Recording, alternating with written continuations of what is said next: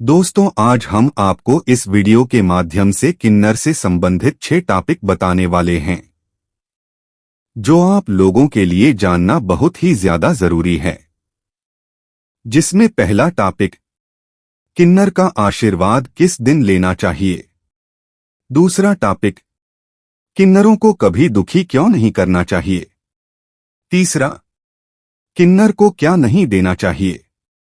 चौथा, किन्नरों का आशीर्वाद शादी में आ रही रुकावट को दूर करने के लिए कारगर।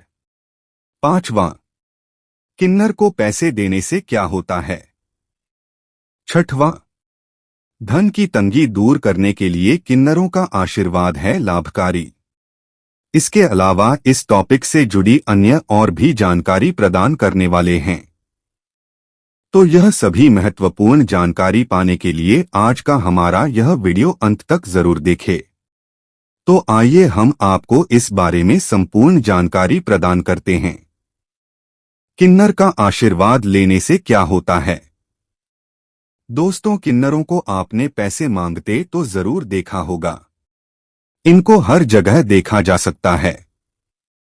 ट्रेन के अंदर, बाहर, सड़क पर और घर पर भी ये कभी कभी पैसे मांगने के लिए आते हैं। जब भी किसी के घर कोई बच्चा पैदा होता है तो यह वहां पहुंच जाते हैं। ये उस घर से कुछ पैसे लेते हैं और बदले में अपना आशीर्वाद घर में जन्मे बच्चे को देते हैं। ऐसा माना जाता है कि किन्नरों के द्वारा दिया गया आशीर्वाद नवजात शिशु के लिए बहुत शुभ होता है, इसलिए घर के सदस्य इन लोगों को मोटी रकम दान में देते हैं। कोई 20,000, कोई 50,000 और अगर किन्हीं की अधिक सामर्थ्य है तो वे लाखों रुपए भी इन्हें दान दिया करते हैं। ट्रेन में भी आपने देखा होगा कि ज्यादातर लोग किन्नरों को दान देने से मना नहीं करते क्योंकि उन्हें इनके द्वारा दिए गए आशीर्वाद पर भरोसा होता है। लेकिन क्या आप जानते हैं कि इस बात में कितनी सच्चाई है। क्या सचमुच किन्नरों के द्वारा दिया गया आशीर्वाद फायदेमंद होता है। इससे जुड़ी एक कथा रामायण में मिलती है। जब भगवान श्री राम वनवास जा रहे थे तो अयोध्या की सारी प्रजा उनके साथ वनवास जाने लगी थी, लेकिन भगवान राम ने सभी से वापस लौट जाने को कहा था। सभी नर नारी अपने अपने घर वापस चले गए थे और भगवान राम वनवास। लेकिन जब श्री राम 14 वर्षों के बाद वनवास से वापस आए तो उन्होंने देखा कि सभी नर नारी तो उनके कहने पर 14 वर्ष पहले अपने घरों में वापस चले गए थे, लेकिन किन्नर 14 वर्षों से वहीं पर खड़े थे। उनकी दृढ़ता देख प्रभु श्री राम ने प्रसन्न होकर उनको आशीर्वाद दिया। भगवान श्री राम ने कहा कि आज से किन्नरों के द्वारा दिया गया आशीर्वाद कभी विफल नहीं होगा। यह जिस किसी को जो भी आशीर्वाद देंगे वह जरूर फलित होगा। किन्नर का आशीर्वाद किस दिन लेना चाहिए।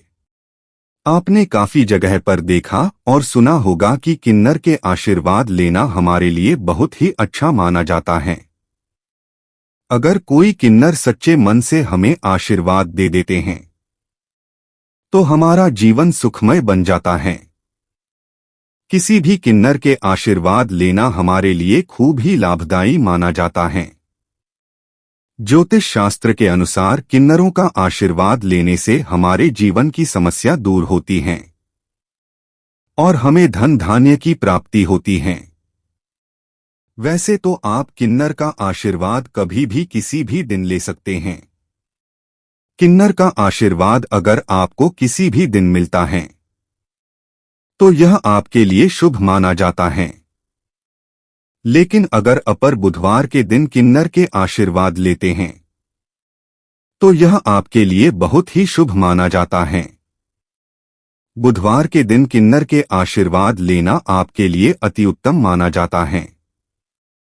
ऐसा माना जाता है कि किन्नर बुध ग्रह का प्रतीक माने जाते हैं तथा किन्नर बुध ग्रह को भी शांत करते हैं, इसलिए बुधवार के दिन इनका प्रभाव अधिक होता है।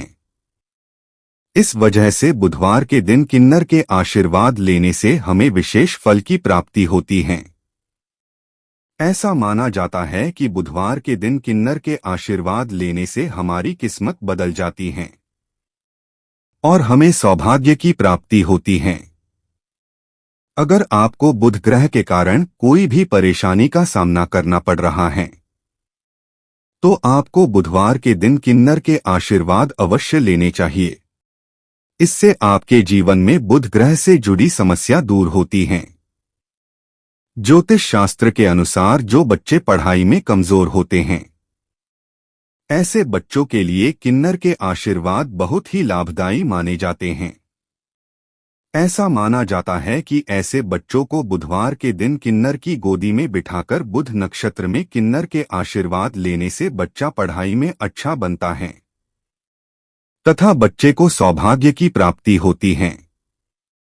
अगर आपको आपके जीवन में काफी सारी समस्या का सामना करना पड़ रहा है तथा आपको सुख की प्राप्ति नहीं हो रही है और काफी मेहनत करने के बाद भी आपको सफलता नहीं मिल रही है तो आपको बुधवार के दिन किन्नर को हरे रंग के कपड़े और श्रृंगार का सामान दान करके उनके आशीर्वाद लेने चाहिए।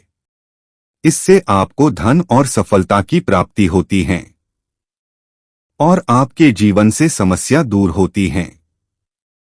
किन्नरों को कभी दुखी क्यों नहीं करना चाहिए? वहीं पर शास्त्रों में बताया गया है कि किन्नरों को कभी भी दुखी नहीं करना चाहिए क्योंकि इनके द्वारा दी गई बद्दुआ से व्यक्ति के भाग्य में परिवर्तन आ सकता है।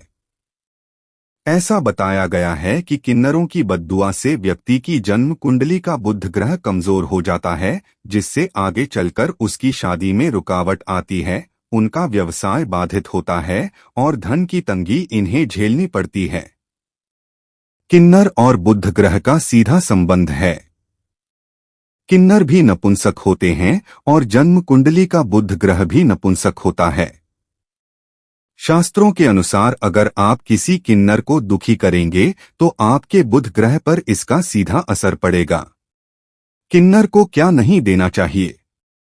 वैसे तो आप किन्नर को सभी प्रकार की वस्तु दान कर सकते हैं, जैसे कि आप पैसे, चावल, कपड़े, तांबे तथा पीतल के बर्तन आदि दान कर सकते हैं। लेकिन तेल और स्टील के बर्तन किन्नरों को कभी भी दान नहीं करने चाहिए। ज्योतिष शास्त्र के अनुसार किन्नर को स्टील के बर्तन और तेल दान करना अशुभ माना जाता है।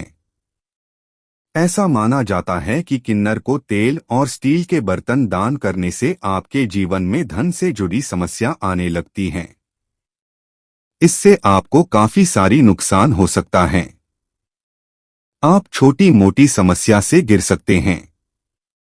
इसलिए किन्नर को स्टील के बर्तन और तेल का दान नहीं करना चाहिए।